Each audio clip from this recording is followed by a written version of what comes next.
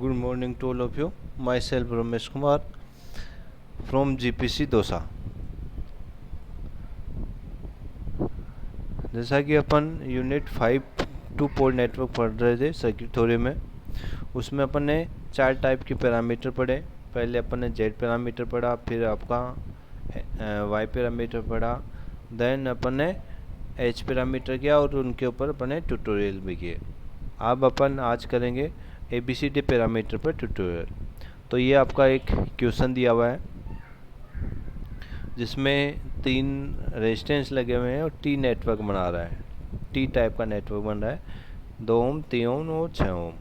तो इसमें अपन को ABCD पैरामीटर निकालना है। तो ABCD पैरामीटर निकालने के लिए अपन यहाँ पे इसका सॉल्यूशन कर रहे हैं। तो वोल्टेज V1 अप्लाई कर रहे हैं पोर्ट 1 पे, और जिससे आपकी I1 करंट फ्लो हो रही है।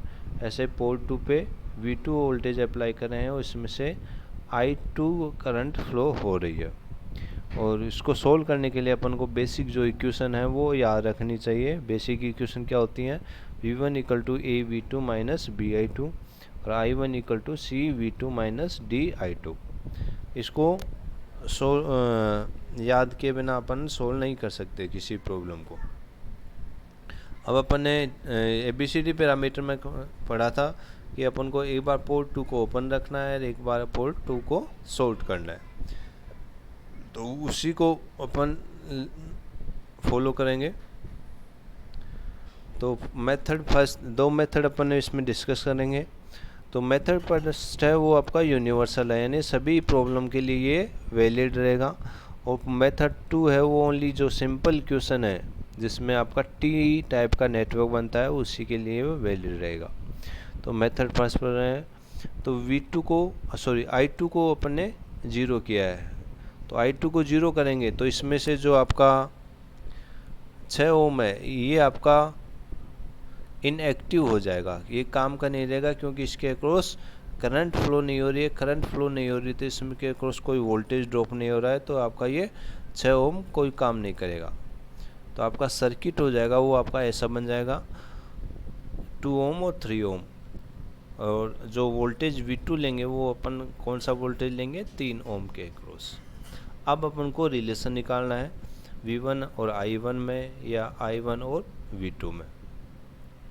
तो ये V2 आपका अपन देख रहे हैं 3 ओम में से जो भी आपकी करंट बहेगी उसकी वजह से जो वोल्टेज ड्रॉप होगा वो आपका V2 रहेगा। तो V2 क्या हो जाएगा? 3I1। तो यहाँ से अपन इसको सिंप्लीफाई करेंगे तो I1 अपॉन V2 क्या हो जाएगा? 1/3। और अपन जानते हैं I1 अपॉन V2 किसके बराबर होता है? C के बराबर। इसलिए C इक्वल टू क्या हो जाएगा? 1/3। और अपन जानते हैं C क्या होता है? आपका एडमिटेंस होता है। इसलिए इसकी जो इकाई हो गई वो हो जाएगी आपकी महो। इसलिए C इक्वल टू क्या आ जाएगा? 1/3 महो। अब ऐसे ही अपन को रिलेशन निकालना है। रिलेशन निकालना है अपन को V1 और V2 में। तो V1 और V2 में रिलेशन निकालने के लिए अपन ने V2 पहले कैलकुलेट कर लिया, V2 इक्वल टू 3I1। अब I1 निकालने के लिए अपन को पूरा रजिस्टर कंसिडर करना पड़ेगा। 2 ओम और 3 ओम को इक्विवेलेंट निकालना पड़ेगा, और 2 और 3 ओम क्या कर रहे हैं? सीरीज में कनेक्टेड हैं, इसलिए इसका सीरीज इक्विवेलेंट कितना हो जाएगा? 5 ओम। तो I1 की वैल्यू कितनी हो जाएगी? Voltage upon resistance. और वोल्टेज कितना है? V1 और रेजिस्टेंस कितना है? 5। तो I1 की जगह क्या लिख देंगे? V1/5। तो यहाँ पे इसको सिंप्लीफाई कर लेंगे तो V2 इक्वल टू क्या हो जाएगा? 3/5 इंटू V1, और V1/V2 क्या हो जाएगा? 5/3। और अपन जानते हैं V1/V2 क्या होता है? A। तो A इक्वल टू कितना हो जाएगा? 5/3। और अपन जानते हैं A क्या होता है? आपका वोल्टेज गेन होता है, इसलिए इसकी कोई इकाई नहीं होगी, तो ये यूनिट लेस क्वांटिटी हो जाएगी। देन अपन सेकंड केस कंसिडर करेंगे। 2 पैरामीटर आ गए, तो हर केस में आपके 2 पैरामीटर। तो केस फर्स्ट में 2 पैरामीटर आ गए हैं A और C। अब सेकंड केस करेंगे तो आपके दो पैरामीटर आएंगे। तो सेकंड केस में अपन ने किया है V2 को 0 किया है, पोर्ट 2 को शॉर्ट सर्किट कर दिया है। तो पोर्ट 2 को शॉर्ट सर्किट किया तो आपकी करंट की डायरेक्शन अपोजिट हो जाएगी, तो कितना हो जाएगा -I2। अब अपन रिलेशन निकालेंगे I2 और I1 में। तो यहाँ पे देखिए जो भी I2 करंट है वो आपका I1 का ही पार्ट है, यानी I1 जो दो पार्ट में डिवाइड हो रही है। तो यहाँ पे करंट डिवाइडर रूल लगा देंगे। तो करंट डिवाइडर रूल क्या होती है, किसी भी ब्रांच में बहने वाली धारा इक्वल टू आने वाली धारा कितनी है इसमें I1 इनटू पैरेलल ब्रांच का रजिस्टर, पैरेलल 6 ओम के पैरेलल में आपका रजिस्टर कितना है 3, तो I1 इंटू पैरेलल ब्रांच का रजिस्टर 3 अपॉन दोनों ब्रांचों का रजिस्टर, तो 3 + 6। तो इसको सिंप्लीफाई कर देंगे तो 3/9 है, इसको और सिंप्लीफाई करेंगे तो 1/3 हो जाएगा। तो यहाँ से अपन रिलेशन निकालेंगे तो I2 इक्वल टू -I1/3 और I1/I2 क्या हो जाएगा -3। और अपन D इक्वल टू जानते हैं -I1/I2 होता है, और I1 और I2 की वैल्यू अपन यहाँ पे रखेंगे -3, तो ये +3 बन जाएगा। तो D की वैल्यू कितनी आ जाएगी 3, और D अपन जानते हैं ये आपका एक करंट का अनुपात होता है, इसलिए इसकी कोई इकाई नहीं आएगी, यूनिट लेस हो जाएगा। तो आपका एक पैरामीटर यहाँ से आ गया है D। देन V1 से इससे रिलेटेड करेंगे तो यहाँ पे V1 इक्वल टू क्या हो जाएगा 4I1। तो यहाँ पे 3 ओम और 6 ओम क्या है आपका पैरेलल में कनेक्टेड है, तो पैरेलल का इक्विवेलेंट निकालेंगे तो 2 ओम आ जाएगा, और फिर 2 + 2 क्या हो जाएगा सीरीज में कनेक्टेड है, इसलिए क्या हो जाएगा 4। तो V1 इक्वल टू क्या हो जाएगा 4I1। अब जो ऊपर की जो इक्वेशन है अपन ने I1 और I2 में रिलेशन निकाला है,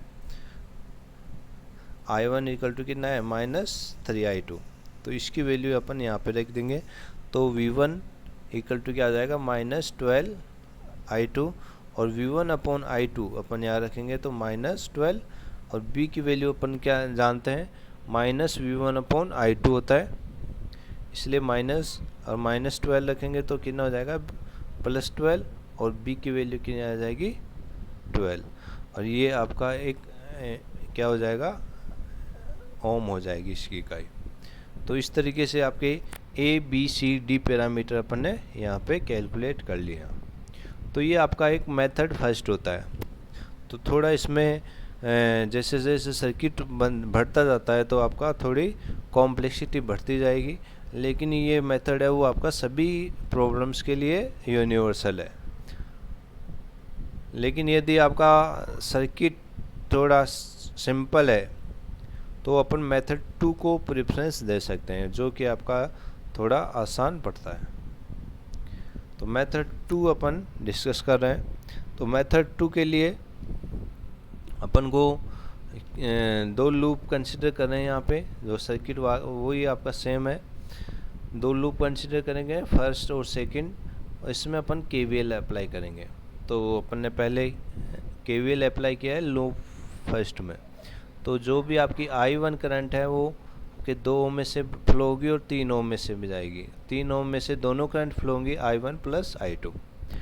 तो यहाँ पे KVL अप्लाई करते हैं तो V1 -2I1, क्योंकि करंट की डायरेक्शन में क्या होता है नेगेटिव, और -3I1 + I2 इक्वल टू 0। इसको सिंप्लीफाई कर दीजिए तो V1 इक्वल टू कितना हो जाएगा V1 -2I1 -3I1 -3I2, और V1 इसको अपन जो नेगेटिव पार्ट है वो उसको अपन राइट साइड में ले जाते हैं। करंट को अपन एक साइड कर देंगे और वोल्टेज को एक साइड कर देंगे, तो V1 इक्वल टू क्या हो जाएगा 2I1 + 3I1 + 3I2, और इसको सिंप्लीफाई करेंगे तो V1 equal to 5I1 + 3I2। ये एक इक्वेशन हो जाएगी A। ऐसे ही अपन KVL अप्लाई करेंगे लूप 2 में। तो कितना हो जाएगा यहाँ पे V2 -6I2, V2 -6I2 और -3I2 + I1। तो यहाँ पे minus 3i1 plus i2 equal to 0। इसको सिंप्लीफाई कर देंगे तो 6i2 plus 3i1 plus 3i2 v2 equal to कितना हो जाएगा 3i1 प्लस 9i2। तो ये आपकी दो इक्वेशन आ गई हैं बी, फर्स्ट और सेकंड बी। और इसकी बेसिक इक्वेशन हम बन जानते हैं v1 इक्वल टू क्या होता है a1 v2 माइनस bi2 और i1 इक्वल टू क्या होता है c v2 माइनस di2। तो यहाँ से अपन a और b को अपन 1 और 2 से कंपेयर करते हैं तो आपके जो इक्वेशन है वो सिंप्लीफाई नहीं हो रही है, इससे मैच नहीं करी। तो अपन को जो अपन के पास आई है इक्वेशन a और b, इसको 1 और 2 के रूप में बदलना पड़ेगा। तो अपन इसको इसकी फॉर्म में कन्वर्ट करते हैं। तो इक्वेशन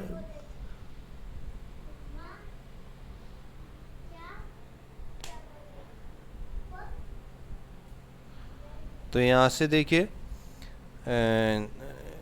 जो बी इक्वेशन है इसमें से अपन को एक साइड अपन i1 रखना है, बाकी की आपको v2 और i2 को एक साइड रखना है। तो यहाँ पे देखिए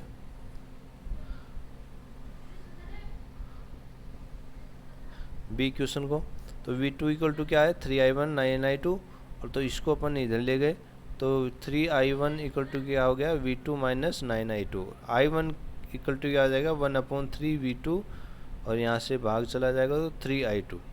तो ये आपकी एक इक्वेशन हो गई है c i1 equal to 1/3 v2 minus 3i2। अब जो ए इक्वेशन आई थी उसको भी अपन को जो बेसिक इक्वेशन है फर्स्ट ये इसकी फॉर्म में कन्वर्ट करना है। लेकिन जो अपने ए इक्वेशन थी वो आपकी v1 equal to 5i1 plus 3i2 थी। तो यहाँ से i1 को जो टर्म्स है उसको यहाँ से हटाना है।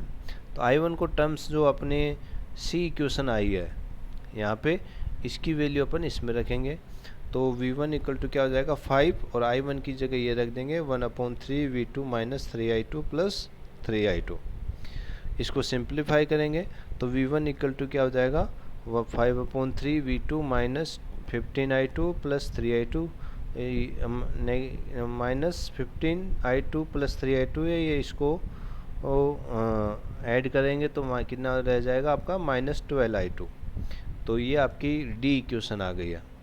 तो जो आपकी ए और बी इक्वेशन है उसको अपन ने सी और डी में कन्वर्ट कर लिया है।